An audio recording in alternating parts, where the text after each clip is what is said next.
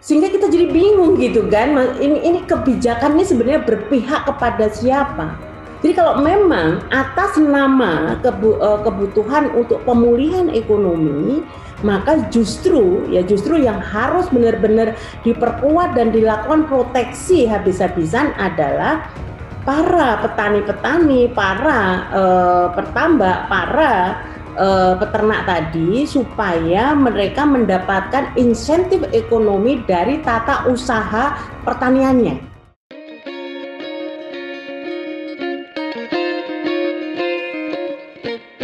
Halo Tagarians, para penonton Tagar TV dan juga pembaca Tagar ID, apa kabarnya? Senang sekali saya Kori Olivia bisa kembali menemani Anda di Tagar TV. Hari ini kita mau bahas tentang Menteri Kelautan dan Perikanan Sakti Wahyu Trenggono yang akan mengimpor garam 3 juta ton untuk kebutuhan industri, pangan, dan lain-lain karena produksi garam dalam negeri tidak cukup. Banyak yang menentang rencana itu, termasuk mantan Menteri Kelautan dan Perikanan Susi Pujiastuti dan juga kelompok-kelompok petani garam yang mengklaim jumlah garam buatan petani lokal cukup. Bahkan pemerintah dibilang tidak pernah serius menunjukkan keberpihakan kepada petani garam dan lebih berpihak kepada importir besar dan negara asing seperti Australia, China, dan India. Untuk membahas hal ini, saya sudah bersama dengan Eni Srihartati, ekonom senior Institute for Development of Economics and Finance atau INDEF. Eni, ini Menteri Kelautan dan Perikanan Sakti Wahyu Trenggono akan impor garam karena produksi garam dalam negeri tidak cukup katanya. Tapi mantan Menteri Kelautan dan Perikanan Susi Pujiastuti dan juga kelompok-kelompok petani garam bilang jumlah garam buatan lokal cukup. Nah, ini apa artinya nih, Bu? Ya, jadi garam ini memang ada persoalan yang agak spesifik. Jadi sampai hari ini diklaim bahwa garam produksi dalam negeri tidak mampu untuk memenuhi kebutuhan garam industri. Ini yang jadi nanti sumber kebencian gitu kan, dan sumber multitafsir dari menentukan tingkat kebutuhan dengan produksi yang ada. Jadi Mbak Olivia, memang untuk beberapa kebutuhan industri, terutama yang membutuhkan garam dengan NaCl 98%, memang belum mencukupi, bukan tidak mampu, tapi belum mencukupi, karena untuk produksi di NTT itu sudah mampu untuk memenuhi karakteristik atau tipe garam yang dibutuhkan oleh industri. Jadi bukan tidak mampu, ini pasti salah kalau bilang tidak mampu. Kalau tidak mampu juga menyalahkan Tuhan artinya, karena apa? Karena produksi garam oleh Australia dengan laut yang ada di Nusa Tenggara Timur itu satu benua. Jadi tidak mungkin garam yang air laut yang sebagai bahan baku garam di Australia ini berbeda dengan yang ada di Nusa Tenggara Timur. Angka tidak adilnya Tuhan gitu kan. Ini persoalan teknologi dan persoalan teknis tentu. Jadi bukan tidak mampu, itu pertama. Nah yang kedua tadi persoalan garam industri. Industri di Indonesia ini sangat beragam. Jadi industri yang makanan minuman itu pun juga beragam. Ada industri makanan minuman yang memang sangat membutuhkan tipologi garam yang NaCl-nya mungkin harus benar-benar di atas 90% misalnya. Tapi ada industri-industri rumahan, industri kecil misalnya seperti pengolahan ikan dan sebagainya, garam lokal pun bisa gitu kan. Itu juga industri. Nah, termasuk juga misalnya industri pulp and paper, itu juga harus membutuhkan garam yang spesifik gitu kan. Tapi aneka industri, sebagian besar apalagi industri UMKM, itu tidak perlu garam impor. Nah sehingga kalau misalnya kebutuhan industri itu diukur ya, berapa kebutuhan industri itu diukur dari total seluruh industri, baik yang industri besar sampai industri mikro tadi, memang tidak akan cukup produksi garam dalam negeri gitu loh.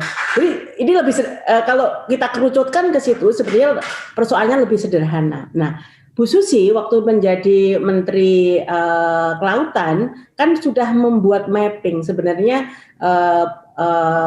sektor Kementerian Perindustrian ditanya betul sebenarnya kebutuhan garam yang harus memenuhi spesifikasi tertentu gitu kan, dan itu harus dipenuhi dengan impor itu berapa.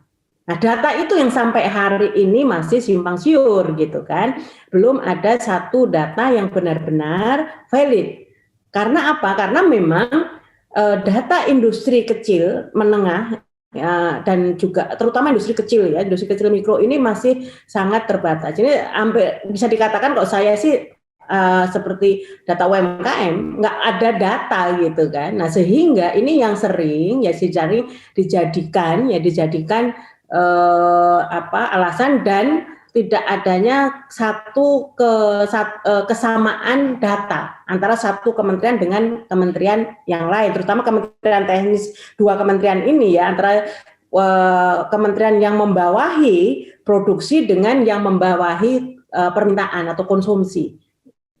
Nah, sebenarnya kalau ini data diintegrasikan betul, sebenarnya tidak perlu ada polemik. Jadi sebenarnya tinggal dihitung kebutuhan garam untuk industri dengan spesifikasi tertentu tadi berapa ton misalnya per tahun. Karena ini juga dari sisi demand kita tahu persis bahwa dengan adanya pandemi ini kan terjadi penurunan kapasitas atau utilitas sektor industri, terutama industri besar sedang ini mengalami penurunan.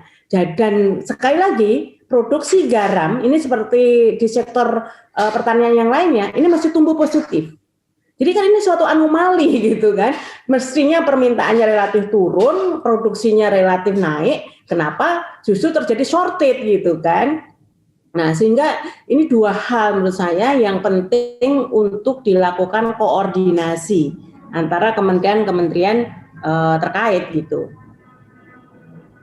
Iya, ini kelompok petani memprotes rencana impor garam karena membuat harga garam di tingkat petani anjlok, Bu. Sama. Jadi seperti halnya di petani gabah. Jadi wacana impor itu langsung membuat HPP gabah anjlok dan ini HPP garam juga anjlok gitu kan. Nah, ketika anjlok sekalipun nanti pemerintah tidak jadi mengimpor garam maupun mengimpor beras, maka para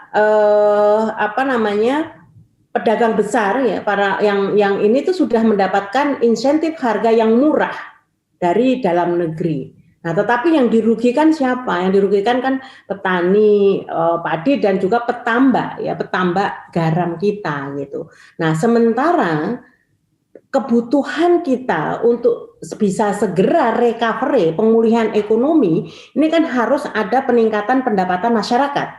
Nah, jadi bagaimana mungkin akan ada recovery ekonomi kalau justru pendapatan petani kita mengalami tekanan, pendapatan petambak kita mengalami tekanan, pendapatan peternak unggas kita juga mengalami tekanan.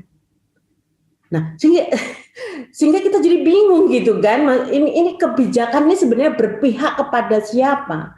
Jadi kalau memang atas nama kebutuhan untuk pemulihan ekonomi, maka justru yang harus benar-benar diperkuat dan dilakukan proteksi habis-habisan adalah para petani-petani, para petambak, para peternak tadi supaya mereka mendapatkan insentif ekonomi dari tata usaha pertaniannya. Nah, sehingga dengan mereka mendapatkan harga yang layak, maka daya belinya otomatis akan mengalami peningkatan. Kalau daya beli masyarakat ini ada peningkatan, maka permintaan mereka terhadap berbagai macam barang industri pasti juga akan meningkat dan itu otomatis akan meningkatkan yang namanya kapasitas industri kita gitu kan. Tapi kalau permintaan ini tidak kunjung mengalami kenaikan dengan berbagai macam kebijakan-kebijakan tadi yang hanya menguntungkan segelintir pemburu rente gitu, maka lupakan pemulihan ekonomi. Ya, tapi ada beberapa kalangan Bu yang menduga Pak Menteri ada kerjasama dengan importer. Saya sih tidak bisa menjudgment ya apakah yang bekerja sama menterinya. Tetapi yang pasti kebijakan ini adalah menguntungkan para pemburu rente. Nah, yang menjadi persoalan Ya, yang menjadi persoalan yang menentukan kebijakan ini memang menteri gitu kan, karena yang mengeluarkan kuota itu menteri. Nah, apakah menteri itu dengan kebijakan yang menguntungkan para pemburu rente itu bisa disimpulkan ini bekerja sama dengan para importir, ya memang itu suatu kesimpulan yang terlalu dini. Yang bisa memastikan itu adalah KPK, kalau masih ada KPK gitu, atau aparat penegak hukum. Oke, baik Bu Eni, terima kasih banget Bu untuk waktunya. Sehat selalu, sukses selalu Bu Eni. Amin. Tagarians, demikian perbincangan saya bersama Eni Srihartati, ekonom senior Indef. Subscribe YouTube channel Tagar TV dan klik loncengnya juga untuk mengikuti video menarik membahas topik terhangat hanya untuk Anda. Saya Kori Olivia, Tagar TV.